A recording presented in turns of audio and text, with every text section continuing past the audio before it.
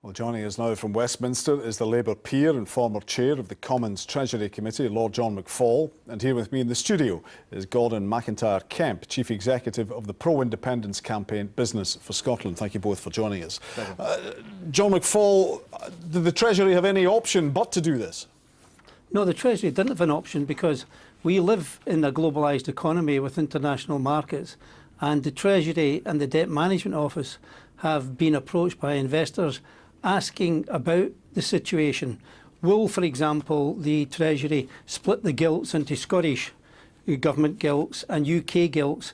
If that's the case, that would create real uncertainty and it risks Scotland being a financial pariah. So the Treasury did actually the bleeding obvious by saying, look, we are going to guarantee these debts. It's very important because what we don't want is to pay extra interest rate on our debts as a result of this uncertainty. And actually, I have to say, Alex Salmond's irresponsibility about saying that perhaps he wouldn't take the debt if he didn't have an arrangement with the Bank of England. So it's a good step on behalf of the Treasury today in order to calm the markets. Very important. Is that your reading of the motivation, Gordon?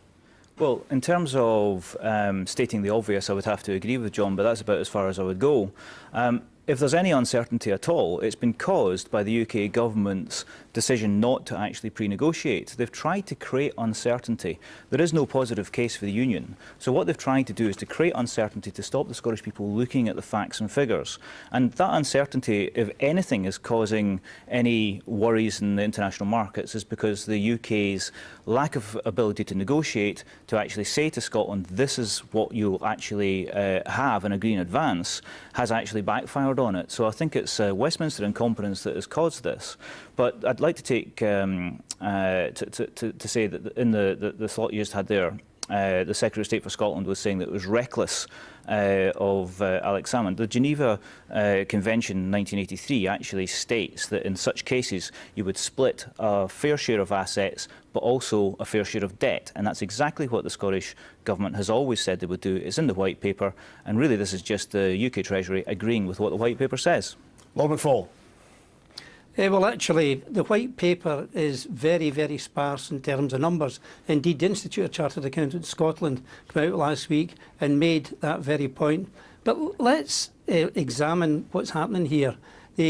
Alex Salmond wants Scotland to be independent. Therefore, they will leave the UK currency, the Bank of England, and they will remove themselves from that institution. That's not the case at all. That's just not true.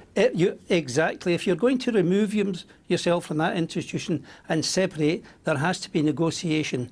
And what the Scottish Government hasn't done, in the words of the Scottish CBI, has faced up to the reality and the downsides and the uncertainty of this.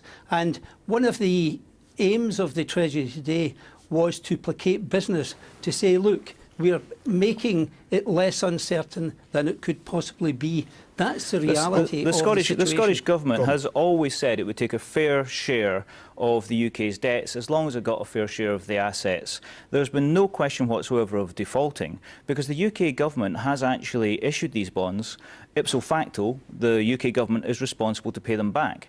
What the Scottish Government has said is that on the event of independence, when independence comes at the end of this year, we will actually look to negotiate with the UK to actually pay a fair share to the UK. But as with under international law, we would expect the negotiation to involve assets coming to Scotland as well. One of those assets that the Scottish Government wants to keep, one of those assets that businesses north and south of the border want to keep is actually the pound sterling.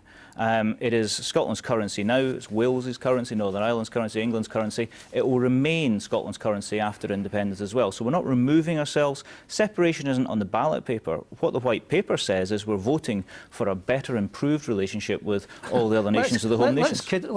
Let's not kid ourselves here. You know, what the SNP want to do and Gordon wants to do is to anaesthetise the population by saying, look, it will get through this operation. is going to be pretty dangerous, but you're going to feel okay. It's not going to be dangerous Talk to people at all. at Dennis Canavan, talk to people at Jim Sillars who say that this is not a reality. Okay, At the end of the day, John, how do you- they're saying is that they should let me have come to their you. own Lord separate McFall, currency. let me And just that's ask the core issue here, John. We're talking here about sterling. Is this not an acceptance by the Treasury that there will be a sterling zone and that an independent Scotland, if it came about, would share sterling?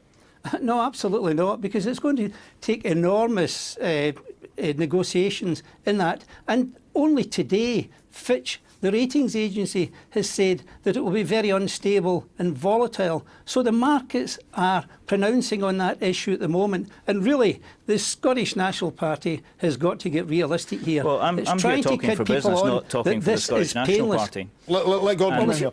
And what businesses north and south of the border want is to continue the trading union. There are many unions that happen within Great Britain. There are social unions, there are trading unions. There's a political union, and the political union is holding Scotland back. We're voting to change that, to move power from Westminster to Holyrood, where we will be able to make decisions on behalf of the Scottish people with Scotland's best interests at heart. But sterling is a key part of that, and there is no guarantee an independent Scotland would be part of sterling. There's actually a significant amount of certainty around that, because every single month the rest of the UK actually sends about £5,000 million worth of goods and services to Scotland, across the border to Scotland.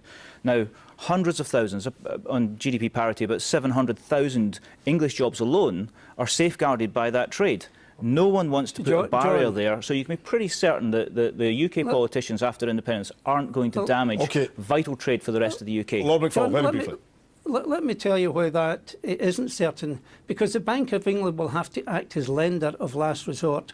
Alex Salmond wants to have his own fiscal policy, and yet he wants to be bailed out. That's just the natural state of affairs for nations all over Europe. And if you look at the Royal Bank of Scotland and HBOS, when they went down, that was equivalent to 211% of GDP of Scotland. So the big question is, for the Bank of England, will we stand behind the Scottish issue? That's very, very important. And that's what the CDI in Scotland and others are concerned about. Barclays went under, it was bailed out by America.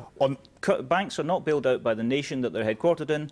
They're bailed out by where the contagion takes place. The Federal Reserve of America and Qatar bailed out Barclays. On this point, we're going to have to leave it. But gentlemen, thank you very much indeed for joining us today.